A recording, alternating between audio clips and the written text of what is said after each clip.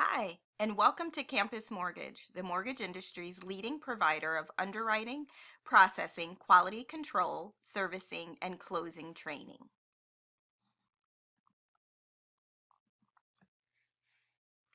Before we get started, please take a moment to read Campus Mortgage's disclaimer. And keep in mind, the information contained in this video is time sensitive and subject to change without notice. Now let's get started.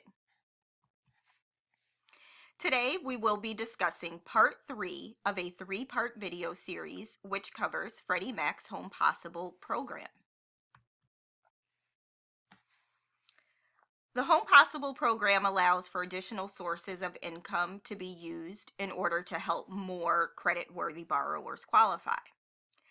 One of those additional income flexibilities that the Home Possible program offers is the use of border income. On a standard conventional program, border income is not generally an acceptable source of income. Border income is the equivalent of rental income for a single family residence. So if you have a roommate living with you, paying rent to you directly, on the Home Possible program, that will be considered qualifying income that can be used to help you qualify. So some of the requirements to use border income on the Home Possible program is that it's only allowed for a 1-unit primary residence. A 12-month documented history of living with the borrower must be demonstrated, so that roommate providing that border income or that rental income to the borrower, we must be able to document the history of them living together. We also have to have that history of the rent paid directly to the borrower. Freddie Mac states we need to be able to document that rental income payment for at least 9 of the last 12 months. Typically, your lenders will want to see this 12-month history, but understanding that a lot of times this could be a cash situation, it may be hard to get that full 12 months documented. So Freddie Mac does have a caveat that if you can document at least 9 months receipt of this income, it can be used. However many months we do have documented will be averaged over a full 12 months. And then the last thing to remember about border income is that it cannot exceed 30% of the total qualifying income. So that means we can't have a borrower solely qualified on border income. It's a supplemental income source to help get those DTIs in line and qualify more borrowers.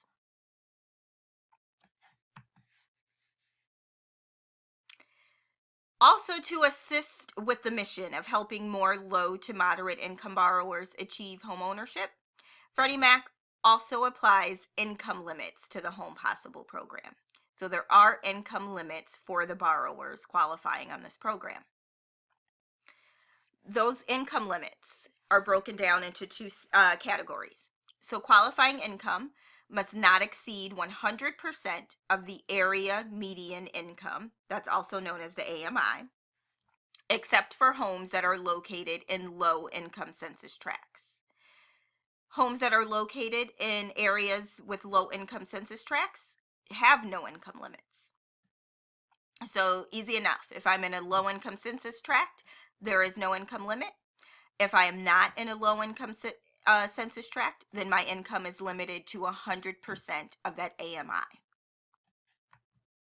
Now, that's a whole lot of great information, but the best way to make sure that your borrower's income qualifies is to simply run Loan Product Advisor. When you run the loan through AUS, LPA, the income limits are validated directly in your AUS findings. So you will read in your findings that the income meets the income limits. They will all tell you what those income limits are based on your subject property address. So as long as you run your LPA as a Home Possible and you have the correct property address in there, then you can just review your findings to ensure your income limits are met. If you want to double check those income limits before you actually run AUS, or maybe you want to do some marketing to a particular area, so you want to search a zip code or a city or a particular street address to find out what those income limits are for your marketing efforts, Freddie Mac does have this income and property eligibility tool that you'll see a link for on your screen. Fantastic tool. It takes you straight to their website where you can type in an address, and it will drill down directly to that property's income limit requirements. If you want to do a more general search, you can search by zip code or city and state. However, it will not be as drilled down as a specific property address. It will give you a general income limit for that area. Very useful tool to have handy, so you'll know ahead of time if your borrower would qualify. One thing to note about the income limits, it is based on qualifying income. So whatever income you use to qualify, that would be subject to the limits. If the borrower has additional income that was not needed to qualify the loan, you do not need to consider that when calculating your income limits.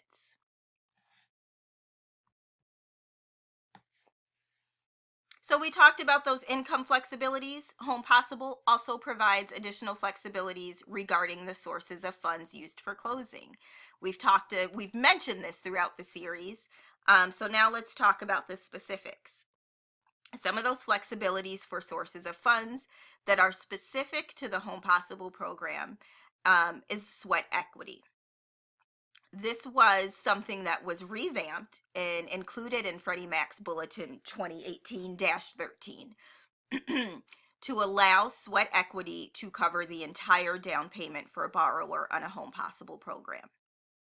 So sweat equity, it just means the borrower doing some work on their own to a home, and the cost of that work gets applied as their down payment or towards their down payment. There are some caveats to sweat equity, or some requirements we have to look for. The repairs that the borrower does have to be repairs that are required per the appraisal and also included as part of the purchase contract. If the borrower did any work on the home before the appraisal was done, that cannot be used towards sweat equity. Freddie Mac put out some very straightforward guidelines to use sweat equity. We simply get the cost estimate for the labor and materials. We can get that from the appraiser, or we can use a third-party cost estimate service. And we can just use those cost estimates and apply that towards the down payment. A final inspection will be required by the appraiser to confirm that work was done in a workmanlike manner.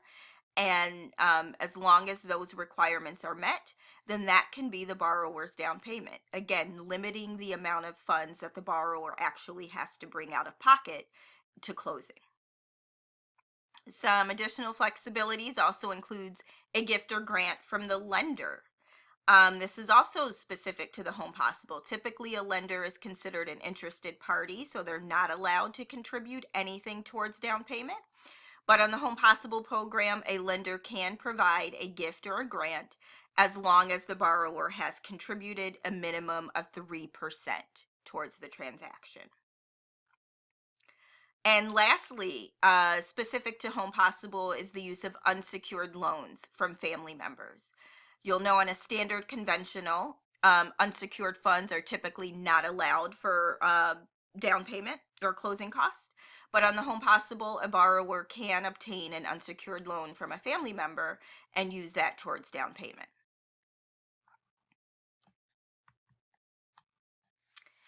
And this concludes part 3 of this 3-part video series. For more tips, videos, and for a full list of courses offered by Campus Mortgage, please visit our website at www.campusmortgage.org. Thank you, and as always, make it a great day.